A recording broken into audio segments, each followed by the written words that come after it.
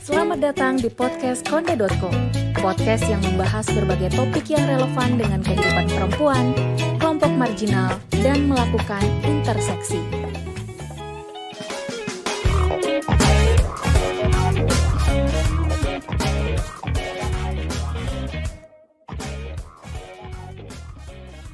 Selamat datang di podcast Konde.co, saya Anita Dewi. Kali ini kita akan ngobrol soal perempuan dan pilkada, dan bersama kita sudah ada dua narasumber, Kak Yolanda Panjaitan dari Cakrawikara Indonesia, lembaga riset yang mendorong upaya tata kelola politik yang adil gender dan partisipatif seperti itu ya Mbak ya. Dan satu lagi ada dua tamu kita kali ini, satu lagi Mbak Kurniawati Hastuti Dewi dari BRIN, Badan Riset Inovasi Nasional, dulu namanya Lembaga Ilmu Pengetahuan Indonesia gitu. Oke, selamat datang Kak Yolanda dan Mbak Nia. Terima kasih. Oke, kalau kita ngomongin perempuan dan pilkada, ini topik yang menarik banget ya. 4-5 bulan ke depan kita akan menghadapi. Kita mau ini ada event, ada inilah ya, bisa dibilangnya hajatan besar gitu ya. Sesudah kemarin kita pemilu legislatif dan pilpres, nah besok kita akan ada pilkada gitu. Pilkada langsung serentak gitu ya Mbak ya. Nah kalau ada isu perempuannya ini jadi semakin menarik ya. Banyak hal penting yang kayaknya perlu kita kulik gitu. Kalau dari proses-proses yang berjalan sebelumnya gitu ya, hasil kajian yang dilakukan CWI sama BRIN juga, sama LIPI juga, itu kita bisa ngelihat kalau angka pencalonan dan keterpilihan perempuan itu masih rendah gitu ya Mbak ya. Data-datanya riset CWI dan menunjukkan itu gitu. Nah ini mungkin hampir sama juga dengan di pemilu legislatif gitu ya Mbak ya. Cuma kalau di pemilu legislatif kita ada aturan afirmatif, tapi kalau di pilkada itu nggak ada. Nah kalau kita ngelihat aturan kan sebenarnya kalau ngomongin pencalonan nih Mbak, prosesnya itu kan bisa lewat partai politik atau gabungan partai politik, dan ada juga jalur independen atau perseorangan. Nah sebenarnya kalau kita melihat dari proses yang ada selama ini, hambatan yang dihadapi perempuan dalam pencalonan dan keterpilihan itu sebenarnya ada di mana ya Mbak ya? Dari ujung di proses kandidasinya sendiri, atau ada faktor lain nih Mbak yang punya peran penting atau jadi faktor penting gitu yang bikin ya prosesnya ini angka pencalonannya ini juga masih rendah lah sampai saat ini gitu. Ini mulai dari siapa, Mbak Nia dulu kali ya. Baik, saya izin mulai ya Bu Anita dan Mbak Yolanda. Terima kasih banyak sudah diberikan kesempatan untuk bergabung di podcast yang sangat menarik ini.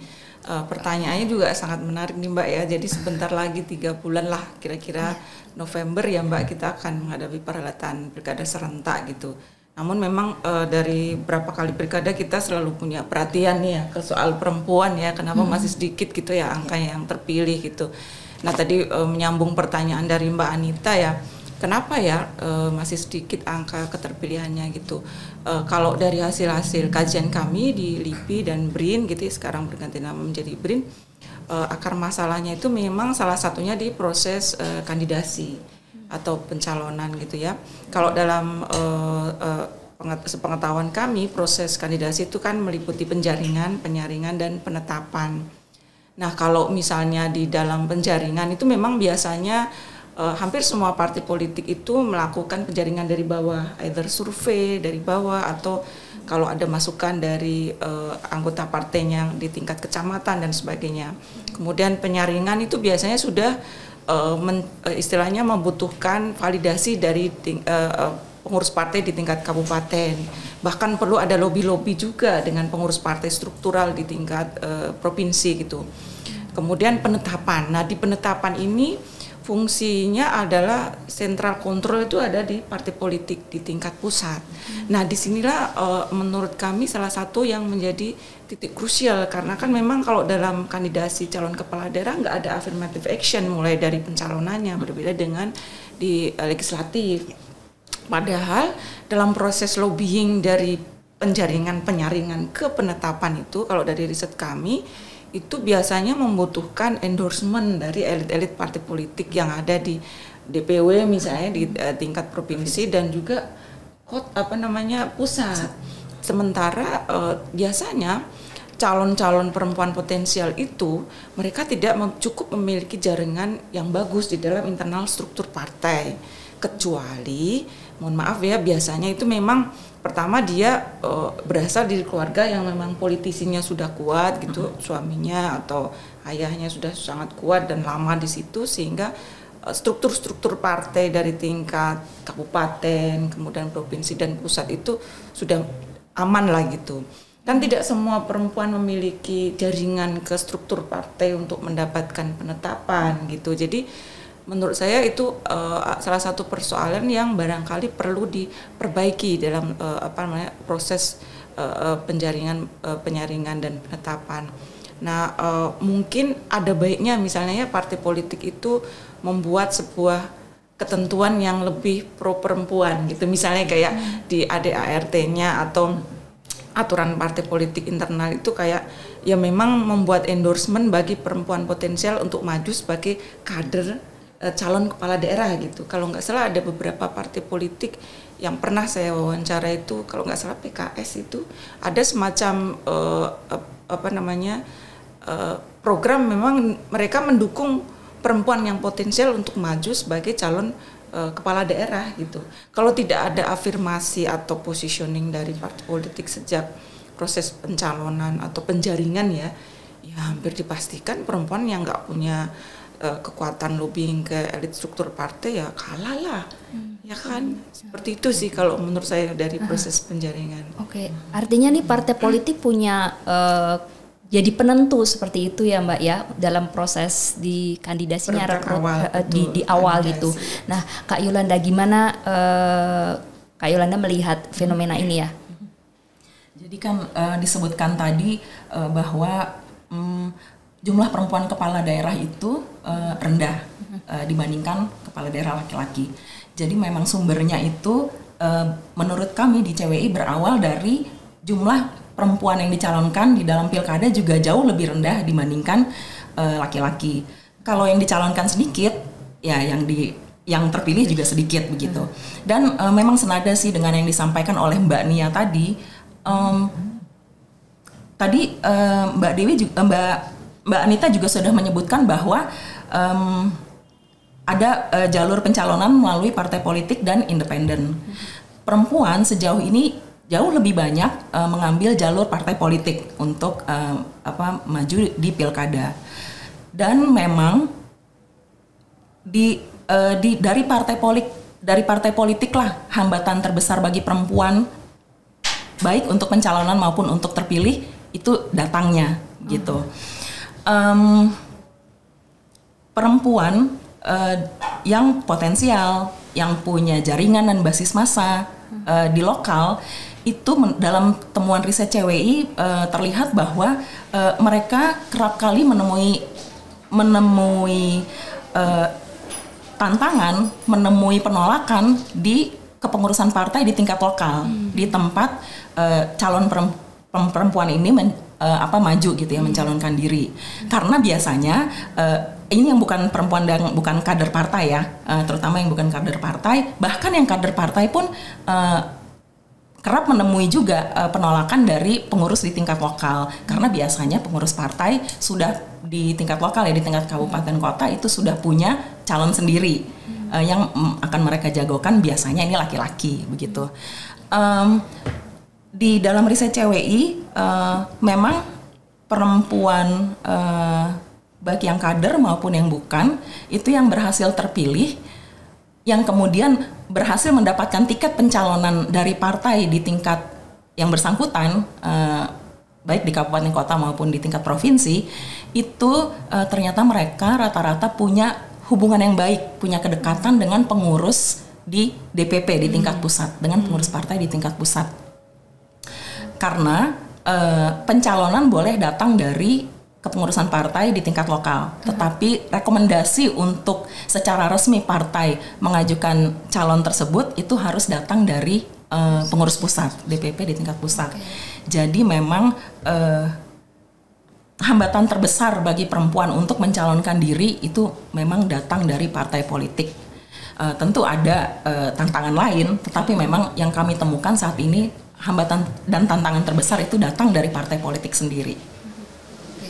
PR-nya ini ada di parpol gitu ya. Nah, kalau kita udah ngomongin di parpol ini upaya untuk mendesak agar tadi Mbak Nia sempat ngomong ya bahwa perlu gitu ya partai politik itu punya secara internal gitu ya, punya mekanisme di internal untuk memberikan misalnya ya afirmasi kebijakan seperti itu, kebijakan yang memberi peluang pada perempuan seperti itu. Nah, ini bagaimana ya upaya yang bisa didorong, apakah sebatas apakah lewat undang-undang gitu ya dengan mewajibkan parpol, atau ada hal lain yang perlu supaya ini nggak jadi apa ya istilahnya ya niat baik saja dari partai semata gitu Mbak. Gimana kalau melihatnya ini? Mungkin dari saya dulu ya Mbak ya. Kalau misalnya menurut saya sih sebetulnya memang kadang-kadang Indonesia itu harus dibikin undang-undangnya gitu ya, baru semuanya bergerak gitu ya.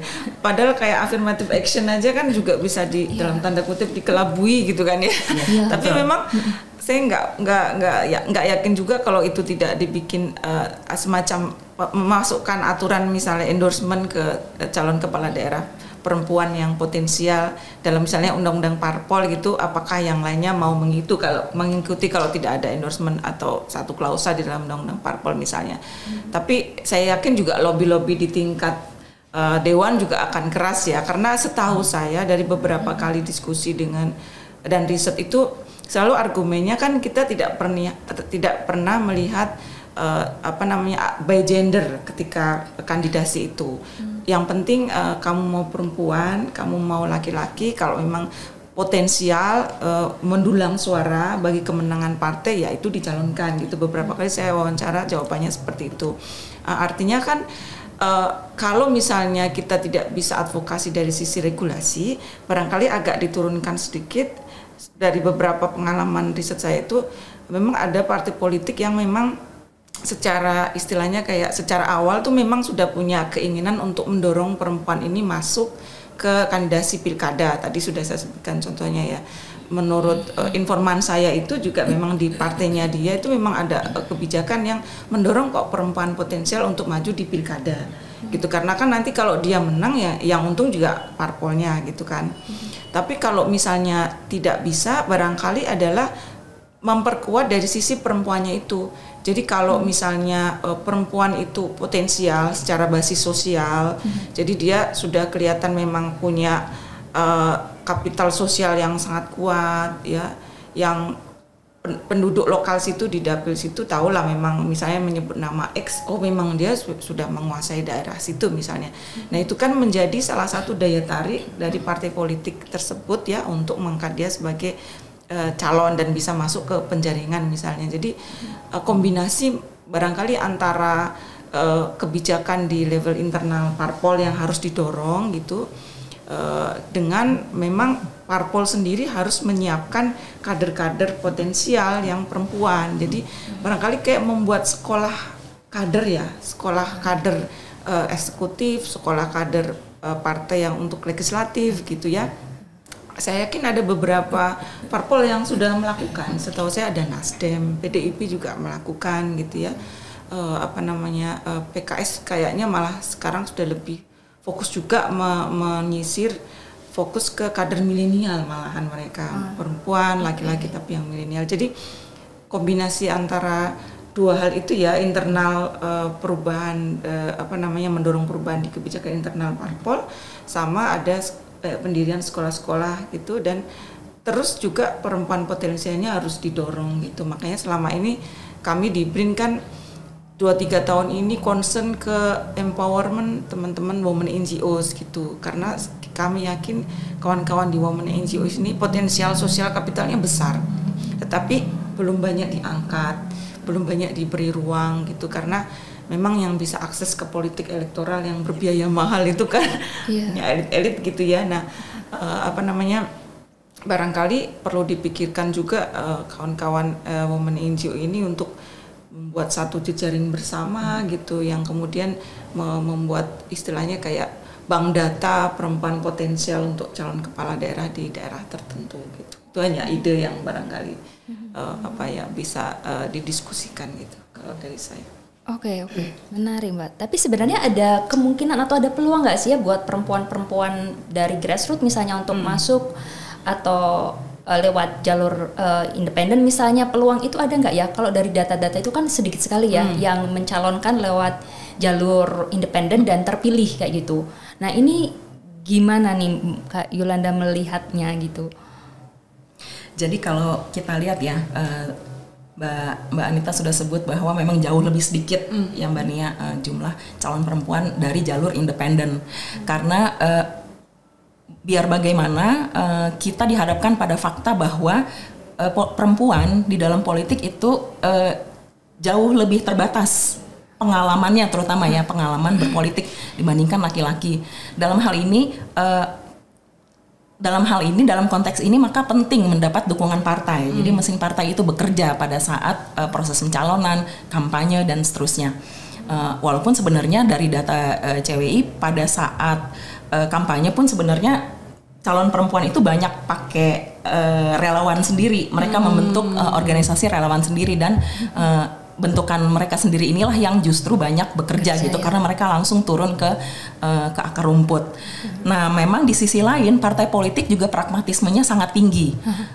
Betul, seperti Mbak Nia bilang, mereka sih kalau ngomong begini ya, kalau di riset CWI mereka biasanya bilang begini, kita nggak lihat laki-laki perempuannya, tapi elektabilitasnya seperti apa. Hasil survei kami menunjukkan mereka keterpilihannya akan tinggi atau enggak begitu, mereka popularitasnya tinggi atau tidak gitu.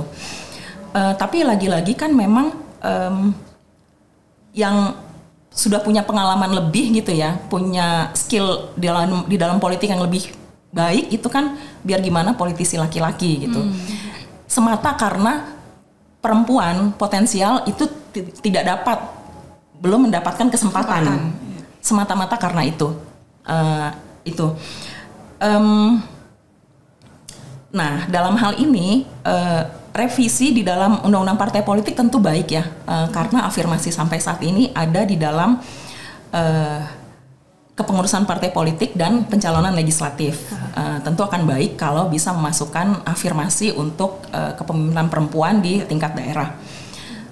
Tapi kita tahu sendiri bagaimana sulitnya mendobrak partai politik untuk melakukan reformasi internal begitu ya. Mungkin kita perlu nih pressure tekanan dari luar begitu. Kami sih di CWI mendorong agar partai politik itu membuka mekanisme rekrutmen untuk pencalonan kepala daerah. Itu mereka kriterianya dan mekanismenya seperti apa. Kita mendorong yang inklusif dan yang penting transparan. Dengan demikian publik tahu siapa saja calonnya, kriteria untuk terpilih menjadi calon untuk dimajukan sebagai calon dari partai itu apa. Dengan demikian kita bisa menilai ini adil nggak sih, ini memberikan kesetaraan nggak sih untuk calon laki-laki maupun perempuan begitu. Jadi pantauan publik itu bisa menjadi tekanan tersendiri bagi partai politik. Jadi sebenarnya kita ingin mendorong itu sih. Ayo publik kita dorong bersama-sama supaya partai politik membuka mekanisme rekrutmennya dan seleksinya untuk menghasilkan calon itu seperti apa begitu. Dan lanjutan lagi senada juga dengan Mbak Nia tadi, sebenarnya kan di tingkat lokal pemimpin perempuan itu di banyak tempat itu sudah terbentuk. Mereka punya jaringan dengan akar rumput, dengan komunitas di akar rumput, banyak yang perempuan.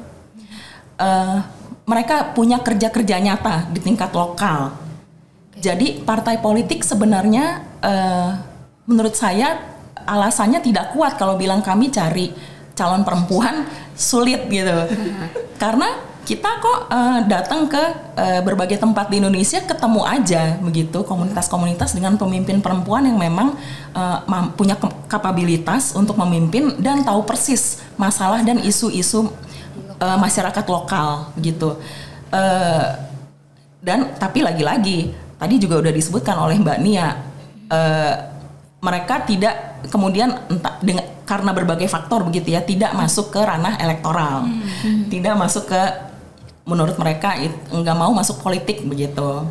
Nah ini yang memang harus harus kita benahi gitu ya, jadi PR bersama. Tapi terutama dalam hal ini sih partai politik yang harus betul kalau memang punya keberpihakan ya, memang mau menjangkau, menjemput bola gitu ya, untuk menjaring perempuan potensial di tingkat lokal untuk kemudian bisa dikuatkan untuk menjadi calon kepala daerah. Saya kira demikian. Oke, makasih Kak Yolanda dan Mbak Nia. Jadi catatannya bahwa secara internal partai mesti berbenah, dan ada hal lain juga ya, tadi juga sudah disinggung dari pernyataan Mbak Nia dan Kak Yolanda bahwa parpol masih cenderung netral gender kalau dalam isu ini gitu ya Kak ya. Itu benar seperti itu ya. Betul. Oke, kalau kita kemudian bergeser ke ini ya, ke figur-figur perempuan yang kemudian terpilih gitu ya dari proses yang ada selama ini gitu. Nah, satu catatan pentingnya itu kan bahwa ada ikatan kekerabatan. Tadi sudah sempat disinggung ya bahwa yang punya peluang untuk masuk itu kan lebih banyak mereka yang punya relasi atau jaringan dengan orang-orang yang ada di struktur partai seperti itu. Nah, tapi sebenarnya fenomenanya itu bukan hanya di perempuan saja gitu ya. Politisi laki-laki yang mencalonkan juga sama gitu ya. Temuannya juga ya ada ikatan kekerabatan gitu. Nah, sebenarnya tadi sudah sempat disinggung sih ya bahwa ya jalur partai ini jadi salah satu pintu masuk yang kemudian dipilih gitu ya oleh para calon perempuan gitu ya untuk maju gitu. Nah, ini sebenarnya ini yang paling terbuka gitu ya, ini yang paling memungkinkan gitu ya dalam konteks ya masyarakat kita masih patriarkis, terus situasi politiknya juga yang oligarkis gitu ya, kekuasaan politik terpusat di orang-orang tertentu saja gitu. Nah ini gimana Mbak Nia maupun Kak Yolanda melihat fenomena ini ya, dikaitkan dengan tadi ya keterpilihan figur-figur perempuannya gitu. Ya itu fenomena yang menarik ya. Jadi di satu sisi kita juga melihat datanya gitu, setelah mengumpulkan Mbak Yolanda, saya yakin di CWI juga punya data itu ya, kita melihat profil latar belakang para perempuan kepala daerah yang terpilih gitu. Ternyata memang ya 50%-nya ya, 50%-nya lebih gitu memang berasal dari dalam tanda kutip, kalau pakai teori itu sebut familial ties atau ikatan kekerabatan tadi ya.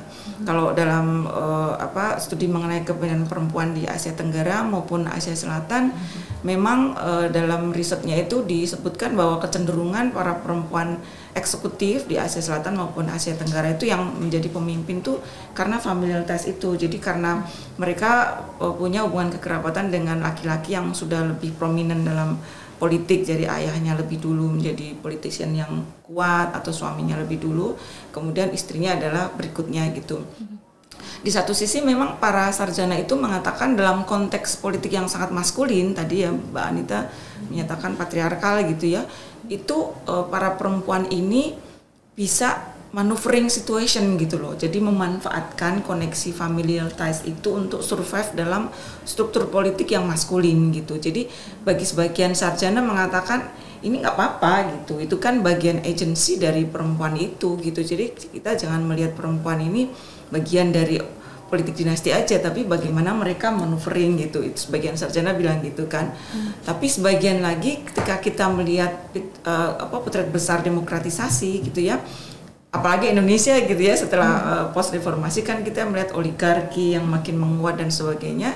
Ternyata memang gambarannya adalah sebagian besar para perempuan kepala daerah yang terpilih itu memang masih sebagian besar dari bagian politik oligarki itu, karena memang sebagaimana tadi saya jelaskan, yang bisa masuk ke dalam struktur partai di DPP, DPP, kemudian DPW dan DPD itu biasanya adalah orang-orang yang dalam tanda kutip sudah menguasai lokalitas politiknya. Jadi dia oligarki lokal kemudian sampai ke atas. Nah, para perempuan kader partai ini yang banyak yang saya riset di LIPI itu mereka memang kemudian memanfaatkan jejaring yang dimiliki oleh ayahnya atau suaminya yang terlebih dahulu ada di struktur partai itu. Jadi kayak embedded gitu loh, situating the embedded politics gitu.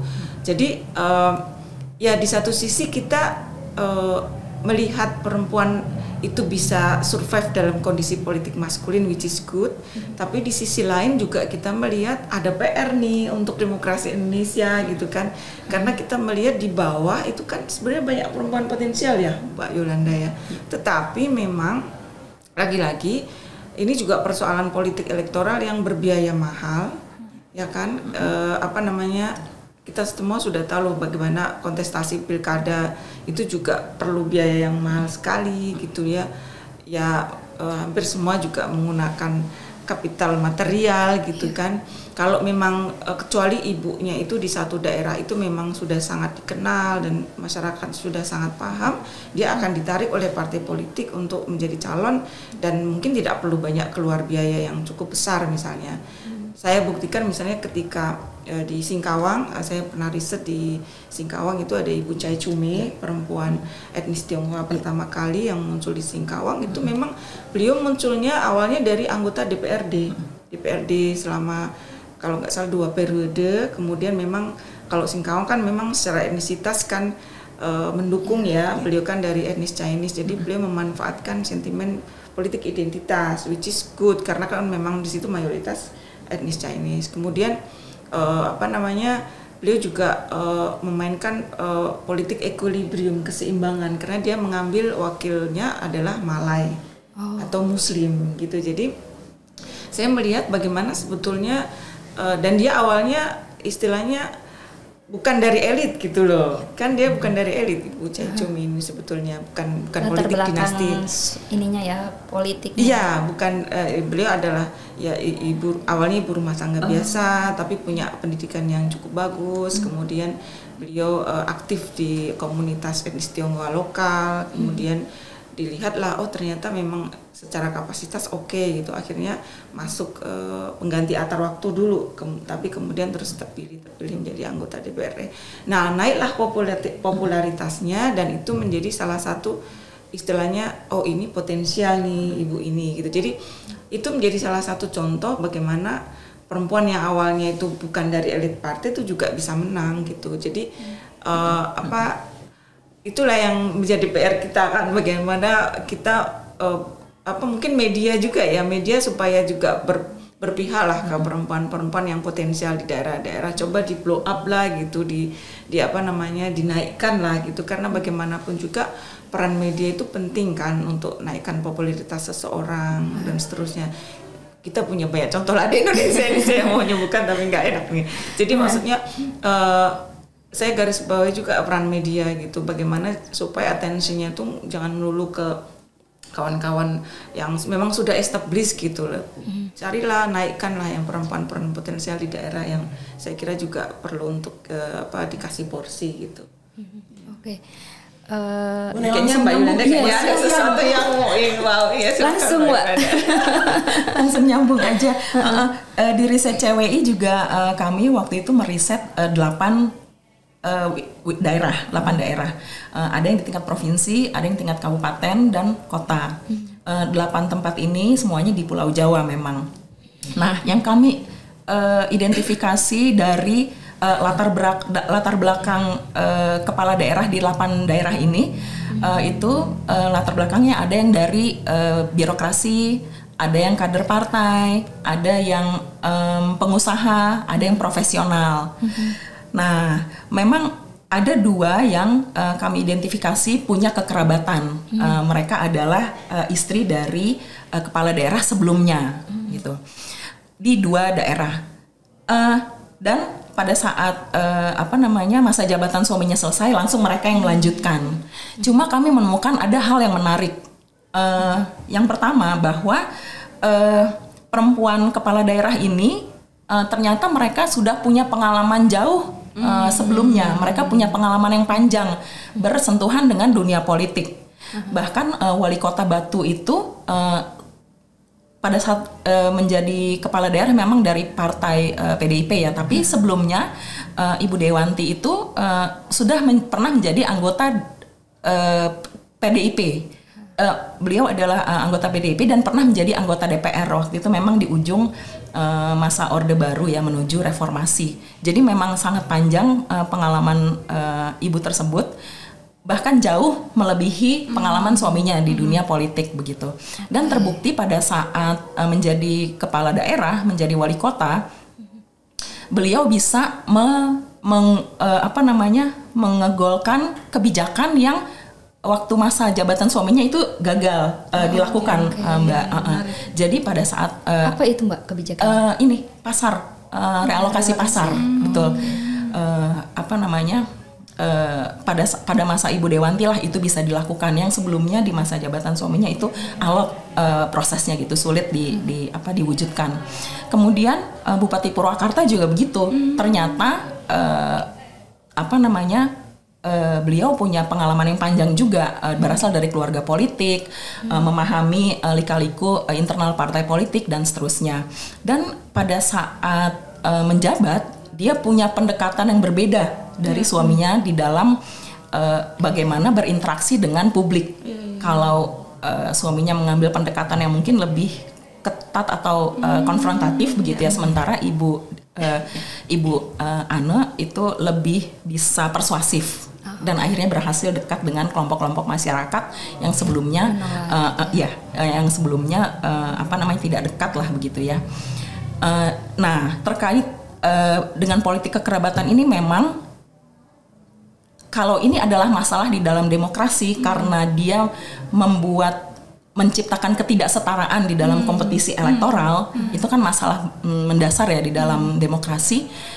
Ini terjadi tidak hanya pada perempuan, tetapi laki-laki saja. Jadi kalau bisa sih kita menghindari melihat masalah politik kekerabatan hanya pada saat kita ngomongin politisi perempuan. Kemudian yang kedua, bahwa politik kekerabatan itu tidak ada kaitannya dengan kapasitas untuk memimpin.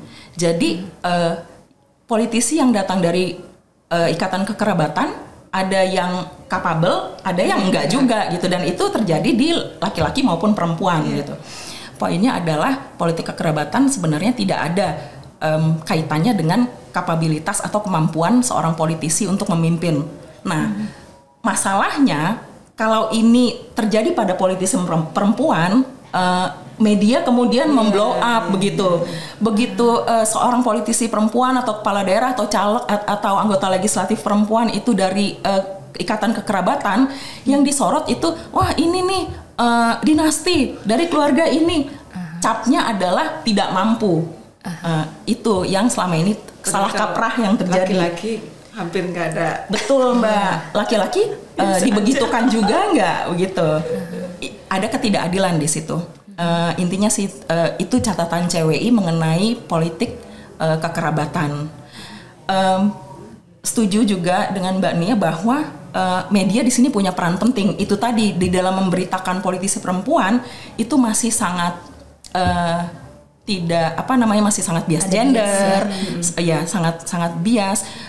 Yang disorot dari perempuan adalah kehidupan pribadinya, apalagi ya penampilannya. Kemudian kalau pendekatannya berbeda dari kepala daerah laki-laki, itu dianggap sebagai kelemahan begitu dan seterusnya. Intinya adalah bias di dalam pemberitaan media itu seringkali menyorot sisi kepala daerah perempuan di sisi yang tidak tepat gitu, yang tidak seharusnya, dan itu tidak dilakukan pada kepala daerah laki-laki begitu. Akibatnya kapasitas kemampuan kepemimpinan kepala daerah perempuan jadi overlook jadi terluput begitu. Dan ini merugikan bagi kepala daerah perempuan. Mungkin itu dalam hal ini yang bisa saya sampaikan. Oke, jadi upaya perempuan untuk maju ini mereka mesti keras banget gitu ya, karena banyak sekali bias berlapis-lapis lah, intinya seperti itu yang mesti dihadapi gitu ya. Kalau kita bicara soal ini ya, Mbak, bagaimana kemudian para perempuan yang terpilih ini memimpin gitu ya, ada proses negosiasi yang harus mereka lakukan gitu ya. Kalau dari temuannya CWI gitu kan, bahwa ya mereka tadi ya dipaparkan Mbak Eka Yolanda itu ya, bisa kok gitu ya, ada contoh konkretnya gitu ya. Bahkan persoalan yang sebelumnya tidak bisa diatasi kepala daerah yang sebelumnya bisa dia eksekusi gitu ya dengan baik, misalnya seperti itu gitu. Tapi di sisi lain kalau melihat kajiannya dari LIPI juga, bahwa ada catatan juga bahwa ada juga yang belum mampu menjaga independensinya seperti itu. Nah, sebenarnya kalau Kak Yolanda dan Mbak Nia itu melihat ini, fenomena ini tuh sebenarnya apa ya? Faktor apa yang kemudian berperan penting agar ya perempuan yang terpilih ini jadi bisa apa ya, punya otonomi atau bisa bernegosiasi seperti itu? Kalau mungkin dari beberapa kali riset dan refleksi nih ya Mbak ya, itu bisa dilihat dari road to power-nya yang bersangkutan. Jadi jalur kekuasaan dari yang bersangkutan itu. Kalau misalnya dari pengalaman riset itu, kalau misalnya jalur kekuasaan dari yang bersangkutan itu biasanya berasal dari jalur elit atau elit pathway gitu, termasuk misalnya ikatan kekerabatan dari keluarga politik dinasti gitu. Biasanya itu mereka less engaged atau kurang begitu bersinggungan, berinteraksi dengan kawan-kawan NGOs, juga women NGOs terutama. Jadi di dalam proses istilahnya kalau kita lihat rekam jejak pribadinya gitu ya, dia membangun karirnya itu kalau berasal dari politik elit pathway atau jalur elit itu ya karena dia jalur elit kan nggak perlu bersusah payah gitu ya, jadi jalurnya fast track gitu, jadi hampir nggak ada proses interaksi dengan women NGO, dengan kaum perempuan di aras bawah itu hampir nggak ada gitu. Jadi pada tipe perempuan kepala daerah yang seperti ini biasanya dia akan cenderung tidak memiliki semacam positioning yang lebih jelas ke aspek gendernya. Jadi kalau kita mengharapkan perempuan semua menjadi pro gender atau pro perempuan, nggak bisa juga, karena ternyata dari riset kami road to power-nya itu sangat berpengaruh pada outcome yang dia keluarkan. Karena dia merasa aku menjadi berkuasa bukan karena kamu gitu, tapi karena aku dan keluargaku gitu. Itu lebih, maksudnya simpelnya seperti itu ya. Jadi untuk apa aku dia nggak punya sensitivitas yang cukup kuat untuk melihat persoalan perempuan di tingkat bawah gitu. Nah, lari ke persoalan kedua yang tadi kata independensi, itu juga independensi dalam konteks dia bisa positioning dirinya sendiri untuk membedakan dengan kebijakan suaminya misalnya tadi contohnya itu, kalau si ibunya memang punya rekam jejak interaksi dengan women NGO yang ya cukup lah, middle lah, nggak terlalu banyak juga nggak apa-apa, tapi dalam proses dia membangun kebijakan tuh ada yang diajak berdialog. Ada kawan-kawan yang ketika aku buntu nih, misalnya ada persoalan harus bangun pasar apa enggak gitu. Nah, kalau dia punya networks dengan women NGO dari awal karirnya, dia akan ajak bicara tuh kawan-kawan women NGO itu, sehingga dia meskipun kebijakan suaminya dulu tidak pro, tapi kan dia dapat masukan dari kanan kirinya. Nah, kemudian dia bisa menjaga independensi itu. Tapi kalau dalam rekam jejak mau memperoleh kekuasaannya itu benar-benar elit pathway, ada banyak contoh lah di sini gitu, saya nggak perlu sebutkan, ya hampir sulit lah kita mengharapkan beliau tuh punya independensi yang berbeda dengan patternnya, male patternnya gitu. Jadi kira gitu ada beberapa faktor. Jadi nanti itu akhirnya mempengaruhi gaya kepemimpinannya, apakah dia tertutup atau cenderung terbuka. Kalau yang dia dari elit pathway ya dia akan merasa nyaman di dunianya, jadi dia cenderung sulit untuk didekati. Tapi kalau yang memang dia dari awal udah punya rekam jejak dengan women NGO-nya kuat, tadi misalnya Bu Cai Cumi, ada beberapa contoh yang lain, Bu Risma misalnya. Terus kalau di Pekalongan itu waktu riset saya ada Ibu Siti Komaria misalnya, karena dia backgroundnya dari Muslimat NU kan gitu. Jadi itu dia ajak dialog kawan-kawannya itu ketika ada persoalan apa gitu. Jadi dia nggak memutuskan dengan satu point of view, tapi ada point of view tambahan lainnya gitu. Jadi itu memang sangat krusial. Makanya saya selalu tekankan pentingnya kawan-kawan women NGO itu dekat-dekati nih calon perempuan potensial kepala daerah agar nantinya dia tidak sendiri juga gitu. Kalau masih bisa didekati, tapi kadang-kadang kan ada yang memang udah elit jadi menjaga jarak itu yang susah untuk kita dekati sih. Kalau dari pengalaman riset saya. Perlu ditemani gitu. Iya. Ditemani. Iya. Itu yang supaya dapat amunisi juga untuk punya data, punya materi gitu untuk dapat asupan gitu kan. Kalau enggak ya point of view-nya ya karena dia udah dari awal aku kan dari awal udah bisa buat apa gitu. Aku merasa nggak ada persoalan gitu. Ada loh yang seperti itu. Ada gitu. Ini berarti peran CSO gitu terutama yang memperjuangkan isu perempuan itu jadi penting gitu ya Mbak ya, kalau untuk menjaga supaya perempuan-perempuan, figur-figur perempuan yang terpilih ini tetap ada di jalur katakanlah seperti itu gitu ya Mbak ya. Kita ya jalur ekspektasi. Kalau menurut saya penting ya Mbak Yolanda. Nah memang berangkat dari riset CWI lagi, kalau perempuan kepala daerah itu dari sejak tahap pencalonan, kemudian kampanye, kemudian setelah terpilih, di 3 masa ini memang tantangan terbesar datangnya dari partai politik. Jadi konsisten tuh di 3 masa ini hambatan itu banyak datang dari partai politik. Demikian juga pada saat menjabat, kepala daerah perempuan yang punya secara mandiri itu punya program, punya mungkin terobosan kebijakan, itu kerap menemui hambatan dari partai politik yang mengusung dia pada saat pilkada justru. Sementara di dalam memimpin, kepala daerah itu untuk mengeluarkan kebijakan atau program perlu berkolaborasi dengan DPRD di tingkatannya masing-masing.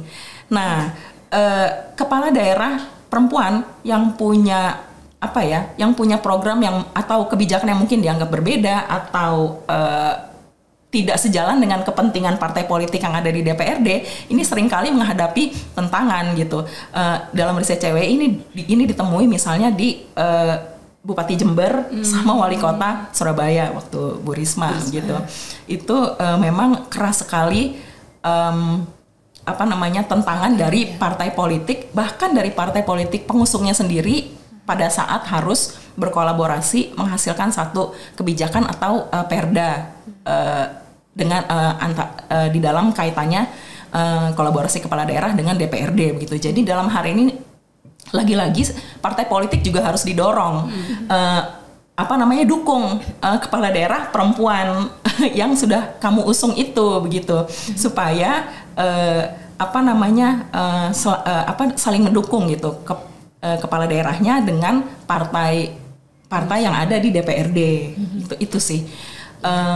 Kemudian mungkin kalau kepala daerah perempuan yang dari latar belakangnya birokrasi seperti Bu Risma gitu, memang pada saat menjabat itu bisa lebih smooth gitu ya untuk di dalam memimpin birokrasi begitu. Cuma sudah memang punya pengalaman gitu ya Mbak ya. Memang birokrat kan Bu Risma, memang karirnya di birokrat sebelum menjadi calon kepala daerah dan kemudian terpilih sebagai wali kota. Nah, untuk perempuan kepala daerah yang sebelumnya berasal dari luar politik gitu ya, itu memang ada yang menemui tantangan cukup berat di dalam menghadapi birokrasi, terutama kalau kepala daerah perempuan ini membawa visi misi program yang mungkin berbeda dari kepala daerah sebelumnya yang laki-laki gitu. Itu dianggap mengganggu gitu.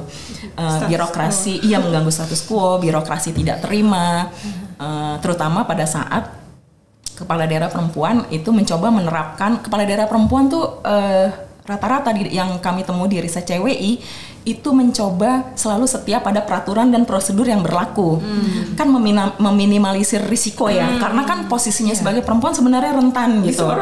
Sangat disorot, perlakuan terhadap mereka sangat bias.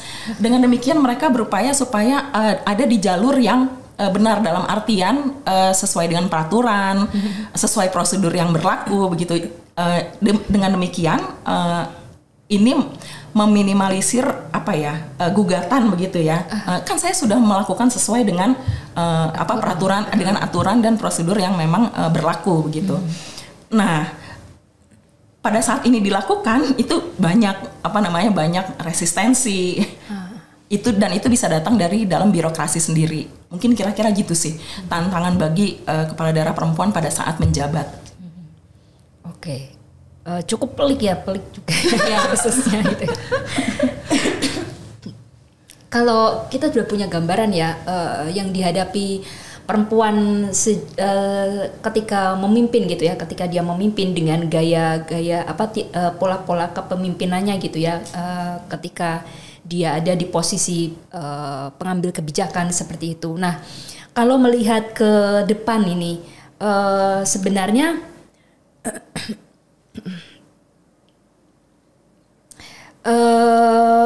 bagaimana ya untuk perempuan yang akan mencalonkan gitu ya, apakah tantangan yang dihadapi ini masih sama ataukah kemudian ada hal baru yang dihadapi gitu ya dengan ya perkembangan situasi politik yang saat ini gitu. Ini bagaimana ya baik Mbak Nia maupun Kak Yolanda melihatnya gitu ya. Ada tantangan barukah yang dihadapi untuk ya nanti calon-calon perempuan yang akan maju ataukah ya tantangannya masih akan sama, pola-pola yang dihadapi ini masih akan sama gitu atau bagaimana ya? Kalau saya melihat tantangannya untuk refleksi ke pilkada yang ke depan ya Mbak, yang November itu karena tata aturannya masih sama gitu, berarti untuk dari segi struktur proses kandidasi dan seterusnya masih sama ya seperti kami jelaskan tadi itu. Paling yang menambah kerumitan persoalan dan tantangan juga kan belum lama misalnya kita berada pada situasi di mana dalam tanda kutip ada sebuah prosedural pemilu lah gitu yang kita khawatirkan ya. Kita khawatirkan ada campur tangan invisible hand gitu kan yang membuat proses demokrasi itu menjadi kelihatannya demokratis tapi sebetulnya kan tidak terlalu demokratis gitu ya. Jadi misalnya keputusan MA yang tanggal 29 Mei kemarin gitu. Jadi menurut saya saat ini menjadi merumitkan persoalan gitu ya, karena ibaratnya kita seharusnya sudah bergerak pada diskusi-diskusi yang sifatnya substansial untuk mendorong supaya partai politik itu committed misalnya ke kader perempuan potensial untuk dicalonkan di pilkada misalnya, ataunya perlunya advokasi afirmasi termasuk dalam kebijakan parpol ya untuk pilkada tadi yang disebutkan oleh Bu Yolanda.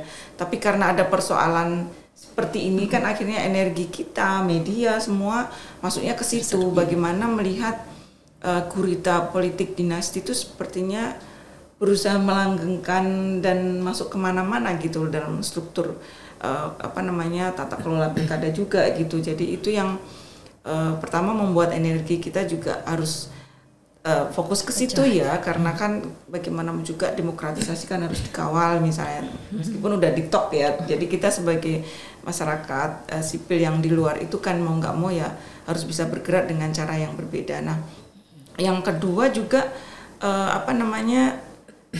beberapa istilahnya kayak tantangan-tantangan politik elektoral yang sifatnya misalnya monet politics gitu juga saya kira pasti masih tetap akan berulang terjadi lagi gitu ya, karena dalam pilek kemarin aja dalam tata kelola pemilu yang kita semua juga akui ada kemunduran gitu ya, itu juga praktek money politik juga makin menggila misalnya. Salah satu hal yang harus diwaspadai itu adalah itu gitu dalam pilkada nanti, bagaimana supaya masyarakat pemilih itu apakah cukup bisa kita didik gitu ya untuk tidak memilih calon-calon yang hanya menggunakan kekuatan uang dan sebagainya, karena ada kekhawatiran juga penggunaan kekuatan dalam tanda kutip birokrasi gitu ya. Karena kalau tidak salah kan memang aturannya bagi calon kepala daerah yang petahana, yang misalnya dia mau mencalonkan kan cukup cuti ya, mengajukan cuti gitu sementara gitu.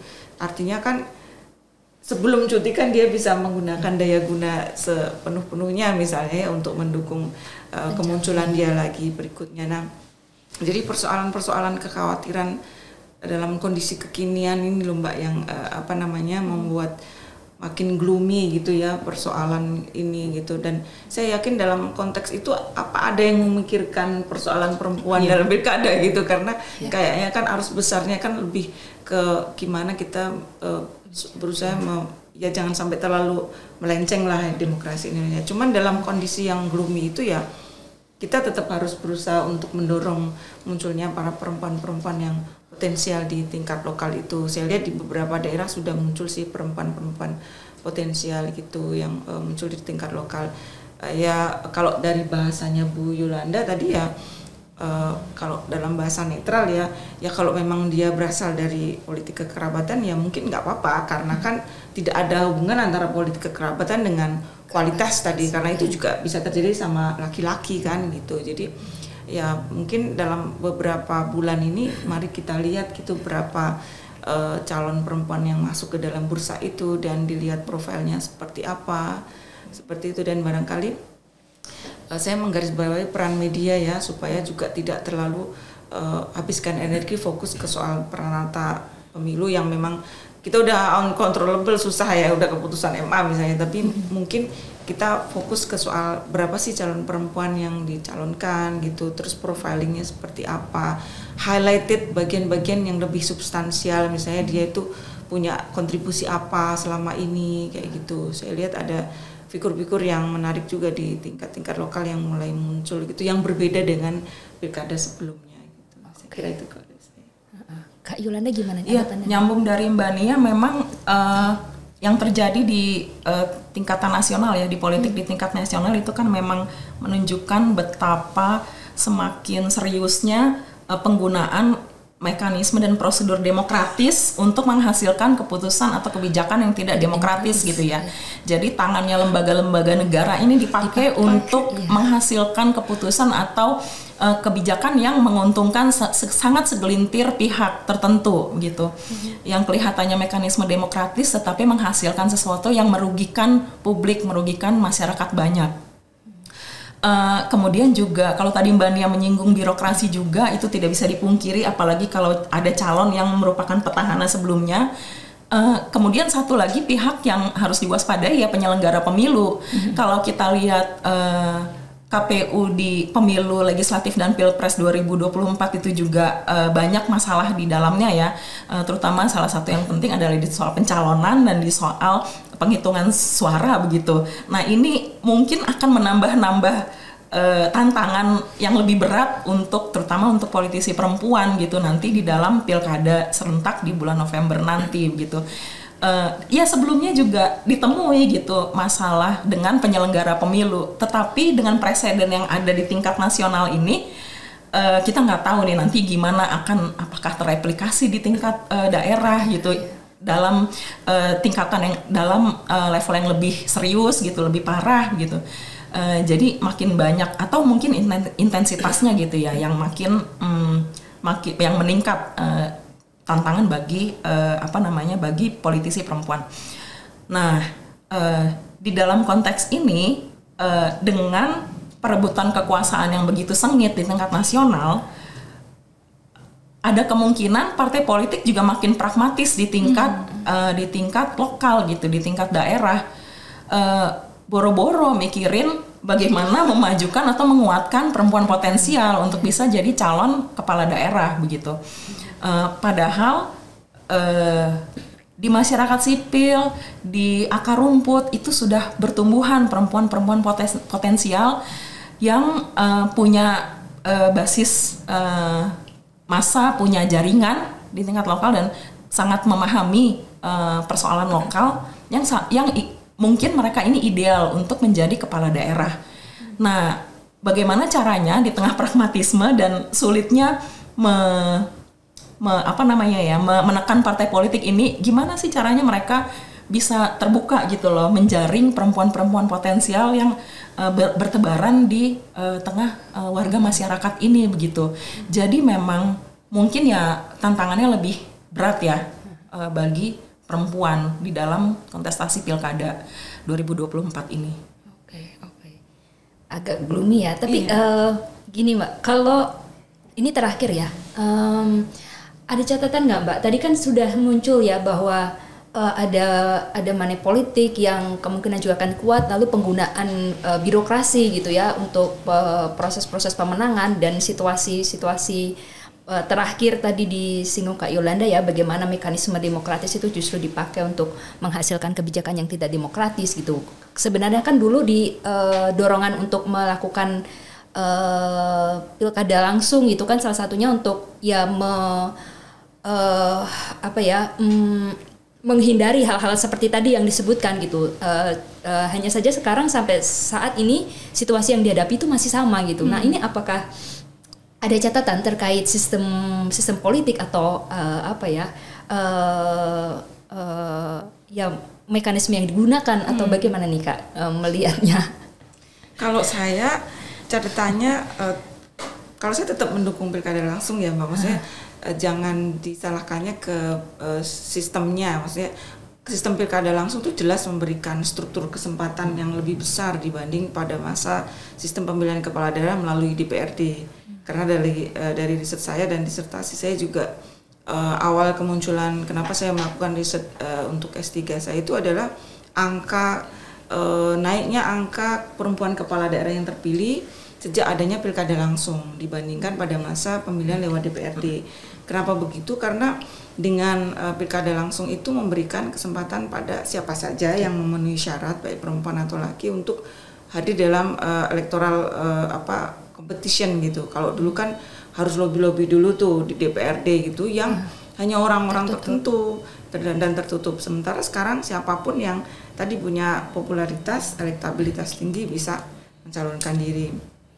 Nah, jadi struktur kesempatannya sudah sangat terbuka karena pilkada langsung itu. Nah, mungkin yang perlu diperbaiki mungkin adalah yang sekarang, jadi jangan disalahkan pilkadanya.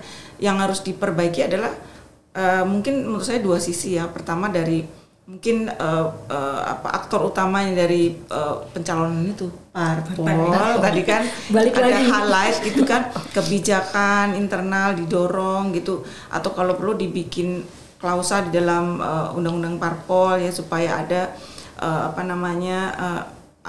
bukan istilahnya kayak pemihakan khusus kepada calon-calon perempuan, model pencalonannya mungkin dibikin istilahnya chamber khusus untuk para perempuan potensial dalam proses penjaringannya misalnya kan. Sebenarnya kalau mau bisa, tapi lagi-lagi lobby itu ya Bu ya, yang kadang-kadang kita nggak bisa tahu hasilnya. Terus yang kedua adalah kalau saya bilang perlunya perhatian dari pihak civil society juga yang harus terus-terusan hadir di dalam berbagai macam proses penyelenggaraan pemilu itu juga harus ada terus gitu, dan pendidikan pemilih. Tapi dimanapun juga perilaku pemilih kita dalam konteks demokrasi Indonesia yang katanya kan Gini rasio Indonesia termasuk tinggi ya, ketimpangan ekonomi antara yang kaya dan miskin gitu, sehingga itu memberikan pengaruh pada model perilaku ketika elektoral itu berlangsung, sehingga mudah diberikan iming-iming uang dan sebagainya. Nah ini kan PR yang sifatnya struktural karena dari partai politik, sama PR yang sifatnya kultural karena perilaku pemilih. Nah ini saya kira kalau selama ini kan kalau ini tidak dibuat aturannya lebih jelas tidak akan berubah. Jadi kayaknya memang harus ada endorsement dari pengaturan proses kandidasinya supaya lebih comfortable ke perempuan, kayak semacam afirmasi dari tingkat pencalonan gitu kalau bisa ya. Kemudian dari sisi pendidikan pemilih juga harus selalu dilakukan gitu. Mungkin media gitu juga sangat penting ya bagi saya untuk meng-highlight supaya figur-figur yang bagus gitu diangkat, di highlight, dan mungkin supaya lebih seimbang agar tidak perhatian itu tidak selalu itu perempuan dari politik dinasti padahal laki-laki kan juga seperti poinnya Bu Yolanda. Kalau dari saya sih kira-kira dua itu ya. Iya sih, ya data CWI juga menunjukkan bahwa selama masa pilkada serentak 2015, 2017, 2018 dan 2020 itu sebenarnya tren pencalonan perempuan meningkat secara perlahan. Pencalonan perempuannya meningkat, perempuan yang terpilih sebagai kepala daerah dan wakil kepala daerah juga jumlahnya meningkat begitu. Ini kan sebenarnya sejalan juga dengan pola di legislatif, Mbak Nia. Jadi pada saat kita mulai menerapkan sistem proporsional daftar terbuka itu, jadi perolehan suara sangat menentukan terpilih atau tidaknya seorang caleg. Setelah itu diterapkanlah, kemudian keterpilihan perempuan melonjak, sebenarnya meningkat dengan cukup signifikan di legislatif gitu. Jadi sistem yang ada sekarang ini memberikan kesempatan yang baik kepada perempuan untuk berkompetisi di dalam pemilu. Kemudian yang kedua, perempuan-perempuannya juga mampu gitu untuk merebut posisi-posisi ini gitu. Jadi memang sistem yang ada pada saat ini memang baiknya diteruskan begitu ya. Tentunya dengan catatan betul bahwa di dalam sistem ini partai politik itu kunci perannya. Jadi memang partai politik yang harus digedor nih untuk bisa buka mata begitu ya. Bahwa kader perempuan, calon perempuan itu punya kemampuan yang mumpuni, mampu memimpin, dan sebenarnya karena punya kedekatan dengan warga masyarakat misalnya, sebenarnya membawa keuntungan bagi partai politik begitu. Itu dari sisi partai politiknya, terutama juga karena tren peningkatan tadi di kepala daerah ya menunjukkan bahwa partai-partai bahkan yang berbasis agama pun sebenarnya mendukung calon perempuan, karena partai-partai yang baik pencalonan perempuannya dalam riset CWI itu adalah partai-partai berbasis agama seperti PKB, PAN dan P3. Kemudian peningkatan kepemimpinan perempuan di pilkada ini juga menunjukkan bahwa kepercayaan dari masyarakat juga ada dan meningkat kepada calon-calon perempuan begitu. Itu dan dari satu sisi partai seharusnya bisa melihat ini bahwa politisi perempuan itu sebenarnya membawa kebaikan bagi partai politik. Kemudian di sisi masyarakatnya juga memang penting sih pendidikan politik, bukan cuma pendidikan politik bagi masyarakat untuk sekedar menjadi pemilih, tapi juga menumbuhkan menumbuhkan kesadaran bahwa politik itu dekat sekali dengan kehidupan sehari-hari, bahwa jabatan politik itu menghasilkan kebijakan, keputusan, program yang mempengaruhi kehidupan sehari-hari warga masyarakat. Pendidikan politik yang baik itu bisa menghasilkan pemimpin-pemimpin gitu loh, termasuk pemimpin perempuan. Jadi memang sebenarnya PR banyak pihak gitu ya, tidak cuma masyarakat sipil aja, tetapi juga pemerintah dan banyak pihak lain, mungkin juga private sector, perlu kerjasama multi pihak ya untuk bisa meningkatkan kesadaran, mengedukasi publik secara bersama bahwa politik itu untuk menghasilkan sesuatu yang baik untuk kepentingan bersama. Jadi di satu sisi ada kekuatan partai politik yang banyak mudaratnya daripada manfaatnya, ini memang harus dilawan dengan kekuatan dari warga masyarakat, dari publik begitu ya. Dan ini dilakukan bersama dari berbagai sektor. Menurut saya sih begitu. Oke, makasih banyak Mbak Nia dan Kak Yolanda. Ini penutup yang menarik tadi ya, bahwa ya parpol ada banyak catatan pentingnya gitu ya, yang kita civil society, pemerintah dan pihak-pihak lain ini yang mesti tadi istilahnya tuh menggedor gitu ya, agar ada perubahan gitu. Oke, itu dulu. Terima kasih banyak Kak Yolanda dan Mbak Nia untuk waktunya. Saya Anita Dewi pamit. Terus dengarkan podcast Unde.co. Terima kasih.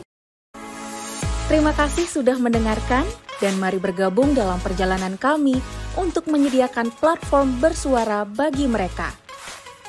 Konde.co adalah media yang memperjuangkan perempuan, kelompok marginal, dan intersection.